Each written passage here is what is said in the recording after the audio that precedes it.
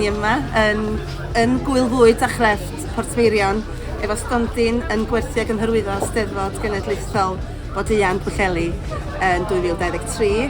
Da ni wedi bod yn anrhydeddus o lwcus di cael stondin yma yn gwerthu cynnyrch i hybu'r Steddfod. Croeso i bawb, mae hi wych yma.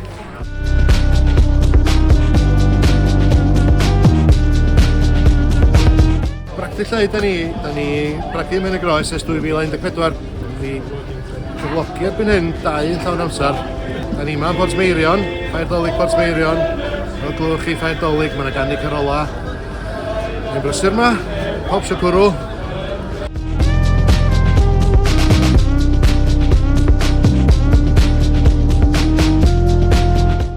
Gyda ni fan Swig Smoothies yn mynd o gwmpas Gogledd Cymru yn gwerthu smoothies, super blasus a iach, ond da ni'n trio canolbwyntio wan ar gyfer blwyddyn nesaf canolbwyntio ar ochr iach o'r busnes.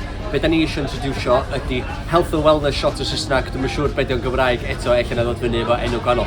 Y bwriad o'r reswm da ni yma wan ydy un i promotio brand ni, bod ni yn brand lleol, iach a blasus. Dyna di'r beth da ni'n trio pwysio fa. Mae Portmeirion yn rhywle briliant sy'n gallu fynd, cos da ni gan gael pobl lleol, ond hefyd da ni gael aspect a da ni gael barn pobl o bellach hyd yn oed mor bell a Lloegr a hyd yn oed Ffrainc gyda yma, nath ni siarad efo rhywun. So wedyn da ni gael blasa gwahanol a dod i ddallt y trend a da ni'n dod i ddallt beth sy'n gweithio a beth sy'n ddim, ond ar y cyfan jyst gael amazing o amser.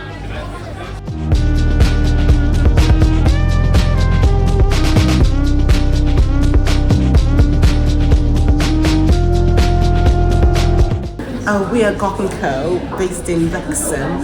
We've been established since 2013 and we make fine condiments.